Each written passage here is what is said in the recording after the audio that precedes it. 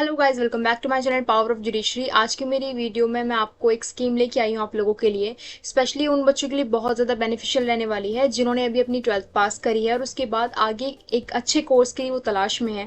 देखो, अभी जो टाइम चल रहा है ना, उसमें हमारे पास एक अच्छी स्किल का होना बहुत ज़्यादा इंपॉर्टेंट है। बट एक अच्छी स्किल तभी आती है हमारे अंदर जब हम कोई एक अच्छे कोर्स के अंदर इनरोल करते हैं, और एक अच्छे कोर्स के अंदर इनरोल करने के लिए हमारे पास अच्छा खासा पैसा होना भी बहुत ज़्यादा ज़रूरी है।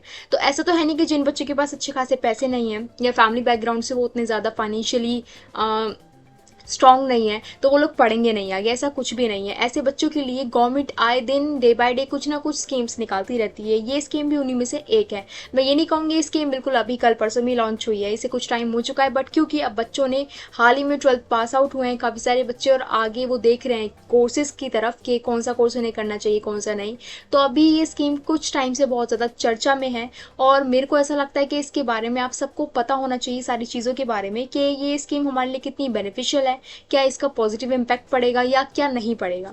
सो विदाउट टाइम वेस्ट करें, वीडियो को आगे कंटिन्यू करते हैं। बट एक रिक्वेस्ट मेरी आपसे ये है कि इस वीडियो को बिना स्किप करे लास्ट तक देखना, सच में ये बहुत ज़्यादा आपके लिए हेल्पफुल रहेगी। और अगर कोई आपका फैमिली फ्रेंड, फेलो फ्रेंड, कोई भी अगर आपका ऐसा है जिसने अभी अभी अपनी 12th पास आउट करी है, कोई फ्रेंड हो, कोई रिलेटिव हो, छोटा कज़न हो, तो प्लीज़ उस तक इस वीडियो को शेयर करना, मे बी ये उसके लिए बहुत ज़्यादा हेल्पफुल रहे।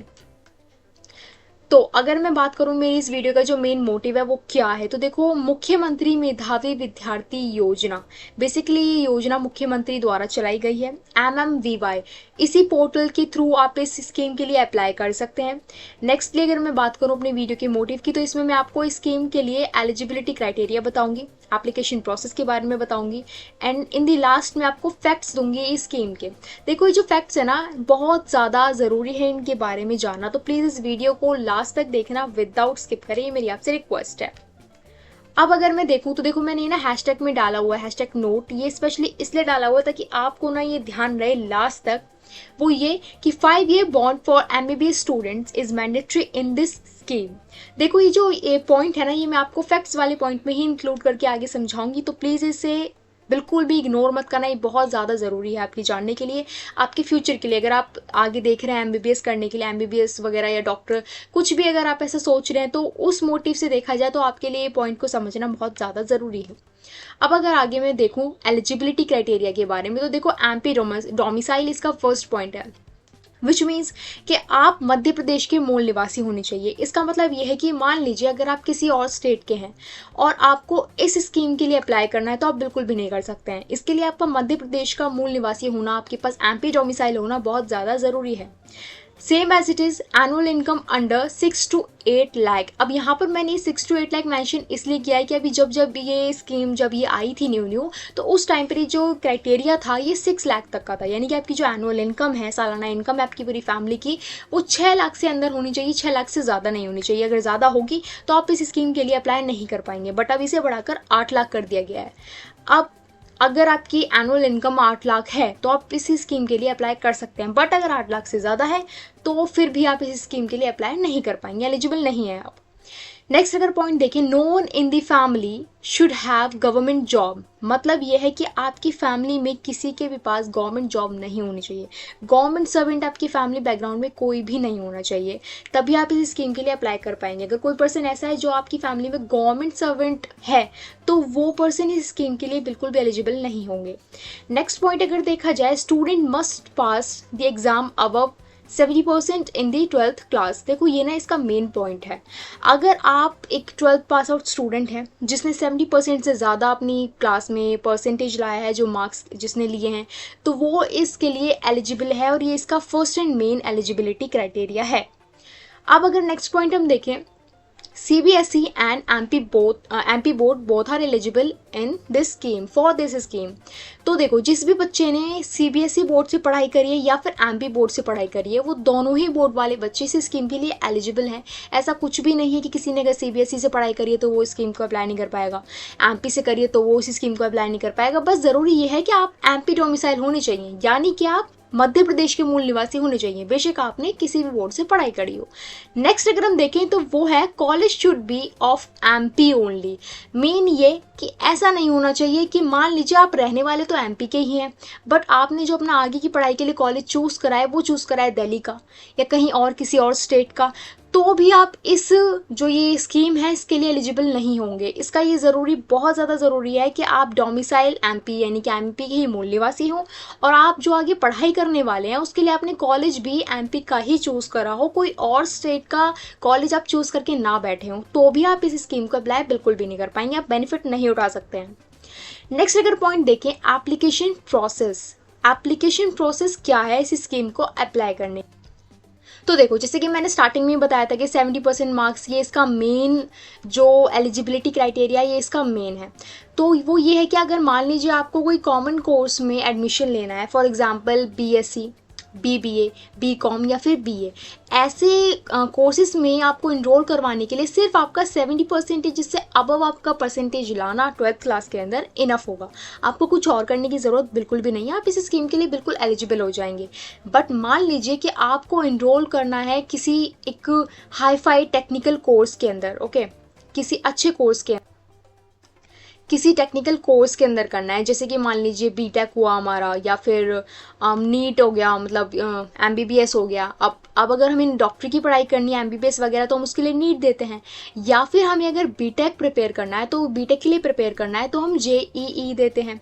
अब इसका भी देखो क्राइटेरिया प्रॉपर सेट करा हुआ है, जैसे कि मैंने बताती हूँ, मतलब अगर कोई भी गवर्नमेंट है तो वो हमें कोई स्कीम दे रही है मान लीजिए, लेकिन वो स्कीम हमें ऐसी तो है नहीं कि फ्री फंड में दे देगी, है ना कुछ तो हार्डर थिंग रखेगी हमारे लिए, तभी तो हम उस स्कीम के लिए एलिजिबल होंगे। वैसे ही इसमें है, अगर आपको कोई कॉमन कोर्स करना है तो आपके लिए 70% इनफ है।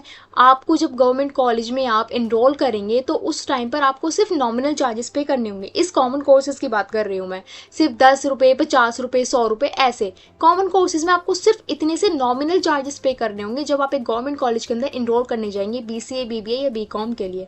बट अगर हम बात करें वहीं पर इनरोल करने की टेक्निकल कोर्सेज में, जैसे कि बीटेक हो गया, नीट हो गया, कोई क्लैट का एग्जाम हो गया, यानी कि किसी को जुडिशरी की प्रिपरेशन करनी है, व्हाटएवर, अगर अलग अलग चीज़ें हो गई, ऐसे जितने भी हाई फाई कुछ अलग कोर्सेज हैं, एडवांस्ड कोर्सेज हैं, टेक्निकल कोर्सेज हैं, तो उनके लिए ना आपका क्राइटेरिया सेट करा हुआ है एंट्रेंस एग्जाम का।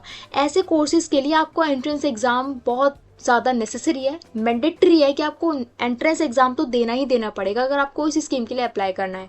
वो भी कैसे, सिर्फ ये इनफ नहीं है कि आपने एंट्रेंस एग्जाम दिया, रैंक आपकी कुछ भी आ रही है, चलो भैया हम तो एलिजिबल हो गए, ऐसा कुछ भी नहीं है। सपोज दैट आपने बीटेक के लिए जेईई दिया है, तो उसके अंदर आपको 1.5 लाख की रैंक में आना बहुत ज़्यादा ज़रूरी है। अगर आपकी 1.5 लाख रैंक है तो ही आप इस स्कीम के लिए अप्लाई कर पाएंगे, लेकिन अगर आपकी रैंक ही नहीं आ रही है उतनी जितना इन्होंने मांगा है तो आप एलिजिबल नहीं है। Same as it is NEET के लिए भी है एक क्राइटेरिया सेट है रैंक को लेकर, वैसे ही क्लैट के लिए भी है, वैसे अलग कोर्सेज के लिए भी है। अगर आपको ऐसे एडवांस्ड कोर्सेज करना है तो उसके लिए आपको रैंक लानी पड़ेगी, और उस रैंक को लाने के लिए आपको एक एंट्रेंस एग्जाम देना होगा, तभी आप इसके लिए एलिजिबल होंगे। कॉमन कोर्सेज में ऐसा कुछ नहीं है। अगर आपको कोई कॉमन कोर्स करना है तो आपका सिर्फ 70% से अबव मार्क्स लाना इनफ है। अगर आपकी परसेंटेज अच्छी है तो आप इजीली इनरोल कर सकते हैं, आपको बहुत नॉमिनल चार्जेस देने होंगे, बहुत ईजी आपका सब कुछ हो जाएगा। बट अगर आपको एक एडवांस्ड कोर्स करना है देन आपको एंट्रेंस एग्जाम देना होगा और एक अच्छी खासी रैंक भी लानी पड़ेगी। अब इसका देखो मेन वो क्या है कि after 12th you can apply for the scheme for free education. 12th के बाद आप इस स्कीम के लिए अप्लाई कर सकते हैं। ऐसा नहीं है कि 12th में रहते हुए 12th के पहले ही आप इसके लिए अप्लाई कर देंगे, नहीं, 12th के बाद आप बहुत इजीली इस स्कीम के लिए अप्लाई कर सकते हैं। बस आपने क्राइटेरिया फुलफिल करे हो, जो इन्होंने मांगा है वो आपने फुलफिल किया हो, तो आप फ्री एजुकेशन के लिए इसके लिए अप्लाई कर सकते हैं। इसमें कोई इशू नहीं आने वाला है। अगर हम नेक्स्ट पॉइंट देखें, फैक्ट, जो कि मैंने आपको बोला था कि मैं कुछ फैक्ट्स के बारे में बताऊंगी, तो वो ये है, देखो फर्स्ट पॉइंट जो है, फर्स्ट जो हमारा फैक्ट है वो ये है कि अगर आपको इसके लिए अप्लाई करना है तो आपको पहले कॉलेज में एनरोलमेंट करवाना होगा, किसी भी कॉलेज में एडमिशन लेना होगा, उससे पहले आप इसके लिए अप्लाई नहीं कर सकते हैं। After enrolling in college you can apply for this scheme. 12th class, जैसे कि मैंने अभी बताया था, 12th क्लास के अंदर रहते हुए या उससे पहले ही आप सोचे कि आप इस स्कीम के लिए अप्लाई कर दें, तो ये पॉसिबल नहीं है। अगर आपको इस स्कीम के लिए अप्लाई करना है है तो आपको पहले एक कॉलेज में एडमिशन लेना होगा, किस कॉलेज से क्या पढ़ाई करना चाहते हैं आपको वो कॉलेज चूज करना होगा, देन ही आप इस स्कीम के लिए अप्लाई कर सकते हैं। नेक्स्ट अगर पॉइंट देखें, only tuition fee will be waived, मतलब ये कि ये इस स्कीम के थ्रू ना सिर्फ आपकी जो ट्यूशन फी है यानी कि जो आपकी कॉलेज की फी है, चाहे वो 2,000 हो, 10,000 हो, 1,00,000 हो, 50,00,000 हो, सिर्फ आपकी ट्यूशन फी ही इससे वेव करी जाएगी, मतलब माफ़ कर दी जाएगी इस स्कीम के थ्रू। बट इसका मतलब ये नहीं है कि आपकी जो कॉस्ट ऑफ लिविंग होती है, ईटिंग होती है, क्लॉथ्स होते हैं, बुक होती है, वो इसमें इन्वॉल्व बिल्कुल भी नहीं होगी। इस स्कीम के अंदर वो इन्वॉल्व नहीं है। मतलब आपका रहना, खाना पीना, किताब, कपड़े, इनमें से कोई भी चीज़ इस स्कीम के अंदर इन्वॉल्व नहीं होगी। इस स्कीम के अंदर सिर्फ इन्वॉल्व होगी तो ट्यूशन फ़ी, यानी कि सिर्फ जो आपकी कॉलेज की आपकी जो पढ़ाई की जो फीस है वही आपकी इसमें माफ़ करी जाएगी। बाकी आपका रहना खाना वो सारा आपकी हेडेक होगा, आप ही को वो संभालना होगा, आप ही को वो हैंडल करना होगा, वो इसके अंदर में नहीं आता है। नेक्स्ट अगर हम पॉइंट देखिए, all category can apply equally for this scheme, यानी कि जर्नल, ओबीसी, एससी, एसटी। इसकी जो एक ये बहुत ही अच्छी बात है कि जितनी भी कैटेगरीज हैं, ऑल कैटेगरी, वो सारी की सारी इस स्कीम के लिए अप्लाई कर सकती हैं, इक्वली अप्लाई कर सकती हैं। इसमें कोई ऐसा भेदभाव नहीं करा है कि किसी को हमने मान लीजिए SC ST को हमने अलग वो दे दिया और OBC जर्नल के लिए अलग है, OBC के लिए अलग है, जर्नल के बिल्कुल ही अलग है, ऐसा कुछ भी नहीं है। आप जर्नल से हो, OBC से हो, SC ST किसी भी कैटेगरी से आप बिलोंग करते हो, आप बिल्कुल इक्वली इस स्कीम के लिए अप्लाई कर सकते हो, बशर्ते आप जो क्राइटेरिया इसमें सेट करे गए हैं उसे फुलफिल करते हो। अब देखो नेक्स्ट पॉइंट है हमारा, इट में टेक सम टाइम। ये ना बहुत ज़्यादा ज़रूरी है, इसलिए मैंने ये फैक्ट्स में डाला है ताकि आपको इस स्कीम के सारे फैक्ट पता हों, पॉजिटिव नेगेटिव सब के सब, जिससे कि आप ये देख सकें कि हाँ आप इस स्कीम को अप्लाई कर भी सकते हो स्कीम के लिए या फिर नहीं। वो ये है कि ये जो स्कीम है ना, ये थोड़ा सा टाइम ले सकती है, मतलब आपके पैसों में थोड़ा सा ही हो सकता है इस स्कीम को अप्लाई करते वक्त। देखो मैंने आपको स्टार्टिंग में बता दिया था कि आफ्टर इनरोलिंग इन कॉलेज, यानी कि आप इस स्कीम के लिए तभी अप्लाई कर सकते हो जब आपने कॉलेज में एडमिशन ले लिया हो, उससे पहले तो आप कर नहीं सकते हो। तो जब आप एक कॉलेज में एडमिशन ले लोगे देन आप इस स्कीम के लिए अप्लाई करोगे, तो थोड़ा सा तो टाइम लग सकता है ना इन चीज़ों में। कभी कभी ऐसा भी होता है कि फर्स्ट सेमेस्टर सेकेंड सेमेस्टर तक भी ये बातें चली जाती हैं, बट इसका मतलब ये नहीं है कि आपको इस स्कीम का बेनिफिट नहीं मिलेगा। बेनिफिट आपको मिलेगा अगर आपने सारी चीज़ें फुलफिल करी हैं तो। अब देखो ये जो मेन है ना मेरा 5 ईयर रूरल बॉन्ड, ये फैक्ट का बहुत ज़्यादा मेन पॉइंट है। वैसे मेन तो सारे हैं बट ये बहुत ज़्यादा मेन है, ये आपको पता होना चाहिए। वो ये है कि initially they will have to work in rural areas for 5 years. Suppose that कोई बच्चा है जिसने नीट के लिए प्रिपेयर करा, एक कॉलेज में एडमिशन लिया, उसने एडमिशन ले लिया, अपना MBBS की डिग्री ले ली है, तो गवर्नमेंट ने ये कहा है कि आपको एक 5 ईयर रूरल बॉन्ड साइन करना होगा। अगर आप इस स्कीम का आप बेनिफिशियरी बन रहे हैं then you have to sign a 5 year rural bond paper. अब इस रूरल बॉन्ड पेपर में क्या लिखा होगा कि आपको आपकी MBBS कंप्लीट करने के बाद स्टार्टिंग के 5 साल तक किसी भी ग्रामीण क्षेत्र में सेवा करनी होगी, सेवा एज अ सेवा देनी होगी, वहाँ पे सर्विस देनी होगी, वहाँ पर काम करना होगा। अब देखो अब ना काफ़ी सारे लोग ये सोचेंगे अरे यार क्या होगा ये, मतलब हम MBBS कर रहे हैं और फिर 5 साल स्टार्टिंग के ऐसे ही दे दें। तो देखो गाइज, अगर आप MBBS भी करते हो ना तो उसके बाद भी आपको ट्रेनिंग तो करनी होती है, आपको इंटर्नशिप तो करनी होती है। ऐसा तो है नहीं कि आप डायरेक्ट जाकर एम्स के अंदर डॉक्टर बन जाएंगे या डायरेक्ट जाकर कहीं और किसी अच्छे हॉस्पिटल में डॉक्टर बन जाएंगे। आपको स्टार्टिंग में कुछ ना कुछ कहीं ना कहीं तो प्रैक्टिस करनी ही होती है ना, अपने आप को एकदम प्रॉपर सेट करने के लिए। ये तो हर किसी फील्ड में, अगर आप लॉ की प्रिपरेशन कर रहे हैं तो भी, डॉक्टरी की कर रहे हैं तो भी, इंजीनियरिंग कर रहे हैं तो भी, एक अच्छी कंपनी के लिए लोग पहले बोलते हैं कि हाँ आपके पास एक्सपीरियंस है या नहीं है। तो ये मान लीजिए कि गवर्नमेंट ना आपको एक अच्छी खासी अपॉर्चुनिटी दे रही है कि अपने आप को आप बिल्कुल पक्का कर लीजिए, एक एक्सपीरियंस दे रही है 5 साल का, वो भी गवर्नमेंट के थ्रू। और देखो ये ना पेड होगा, ऐसा नहीं है कि आपको फ्री फंड में काम करवाएगी गवर्नमेंट, आपको इसकी सैलरी भी देगी। तो बताओ मुझे इसमें घाटा क्या है? अगर आप एक बॉन्ड साइन भी कर रहे हो तो इसमें कहाँ पर आपका लॉस हो रहा है? आपको एक्सपीरियंस मिल रहा है, आपको काम मिल रहा है, आपको स्टार्टिंग के 5 साल वो भी गवर्नमेंट के थ्रू आपको एक्सपीरियंस दिया जा रहा है विद पेड, यानी कि सैलरी के साथ। फ्री फंड में आप कोई काम नहीं कर रहे हो। नेक्स्ट अगर हम देखें, you may have to pay money in the beginning which will later be return to you through this scheme. अब देखो ये ना इससे थोड़ा सा मिलता जुलता है, it may take some time से थोड़े दोनों पॉइंट मिलते जुलते वो इस तरीके से हैं कि जैसे कि मैंने आपको बताया था कि कॉलेज में इनरोलमेंट करवाने के बाद ही आप इस स्कीम के लिए अप्लाई कर सकते हो। तो देखो उसमें ये है कि जब आप कॉलेज में इनरोलमेंट करवा लोगे, उस इनरोलमेंट में आपको फीस तो भरनी पड़ेगी। ऐसा तो है नहीं कि आप कॉलेज वालों से कह दोगे कि नहीं सर हम तो इस स्कीम को अप्लाई करेंगे तब आपको फीस देंगे, तब तक आप रुक जाइए और हमारा इनरोलमेंट कर लीजिए। बहुत कॉलेज वाले मे भी मान जाएं बट अक्सर नहीं मानते हैं, तो यानी कि आपको पैसे देने पड़ेंगे स्टार्टिंग में। बट जब आप इस स्कीम के लिए अप्लाई कर देंगे और जब भी ये स्कीम आपके ऊपर एप्लीकेबल हो जाएगी, आप इस स्कीम के बेनिफिशियरी बन जाएंगे, तो इस स्कीम के थ्रू आपके जितने भी वो पैसे होंगे वो सारे के सारे रिफंडेबल होंगे, यानी कि जो भी आपने कॉलेज में पे किया है एडमिशन के टाइम पे वो आपको वापस मिल जाएगा, अगेन आपके पास वापस आ जाएगा, रिफंडेबल होगा। ऐसा कुछ नहीं है कि आपने जो कॉलेज को स्टार्टिंग में एडमिशन के टाइम पे पैसे दे दिए तो आपको रिफंड नहीं होंगे, नहीं, आपको गवर्नमेंट इस स्कीम के थ्रू वो सारे के सारे पैसे रिफंड कर देगी। अब आपका एक भी पैसा इसमें नहीं जाने वाला है। बट ये है कि हाँ, आपको कुछ टाइम तक वेट करना पड़ सकता है, पेशेंस रखने होंगे और आपको स्टार्टिंग में पैसा भी भरना पड़ सकता है, तो उसके लिए आपको थोड़ा सा रेडी होना होगा। तभी मैंने स्टार्टिंग में कहा था कि आपको फैक्ट्स के बारे में जानना बहुत ज़्यादा ज़रूरी है, आपको पता होना चाहिए। अब देखो, ऐसा तो है नहीं कि सबके पास स्टार्टिंग में, मान लीजिए अगर किसी को MBBS करना है, डॉक्टरी करनी है, तो उसके पास स्टार्टिंग में बहुत सारे पैसे हैं, अगर पैसे हो तो वो इस स्कीम के लिए अप्लाई ही क्यों करेगा।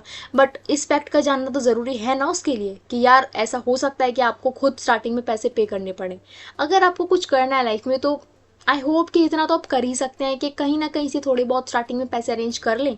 उसके बाद जब गवर्नमेंट आपको इस स्कीम के थ्रू बेनिफिट देगी तो रिफंड आपके पैसे आ ही जाएंगे। जहाँ से भी आप पैसे अरेंज कर रहे हैं वे आप उन्हें पैसे अगेन वापस कर सकते हैं। अब देखो, इसकी जो ऑफिशियल वेबसाइट है ना वो ये है, सॉरी, इसकी जो ऑफिशियल वेबसाइट वो MMVY portal, MP state scholarship portal है। आप इस पर जाकर इस स्कीम के लिए अप्लाई कर सकते हो। इसमें क्या फ़िलहाल अपडेट चल रहा है वो आप जाकर चेकआउट कर सकते हो। अगर फिर भी कोई भी इस पूरी वीडियो में ज़रा सा भी आपको इस पूरी स्कीम में कहीं से कहीं तक कोई डाउट है, कोई क्वेरी है, वो आप आकर मुझसे पूछ सकते हो कमेंट सेक्शन में। तो ये वीडियो मेरी यहीं पर एंड होती है। Thank you for watching. मेरे चैनल को सब्सक्राइब करो, शेयर करो, लाइक करो, कमेंट करो। अगर कोई भी क्वेरी है, कोई क्वेश्चन है, कोई डाउट है इस स्कीम को लेकर तो प्लीज़ कमेंट सेक्शन में आकर मुझसे पूछो। मैं आपको उस चीज़ का रिप्लाई दूंगी और आपका वो डाउट सॉल्व करूंगी। आई होप ये वीडियो आपके लिए बहुत ज़्यादा हेल्पफुल रही होगी। सो प्लीज़ इस वीडियो को उन लोगों तक ज़रूर पहुँचाना और शेयर ज़रूर करना जो आपके कजन्स हैं या नेबर हैं या कोई भी ऐसा बच्चा जिसने अभी 12th पास आउट करी है और उसका फाइनेंशियली वो इतना स्ट्रांग नहीं है कि वो एक अच्छे कोर्स में एडमिशन ले सके, बट वो चाहता भी है एक अच्छे कोर्स में एडमिशन लेना। तो ये वीडियो आई थिंक कि उसके लिए बहुत ज़्यादा बेनिफिशियल रहेगी। So please do share, do subscribe and do like. Thank you.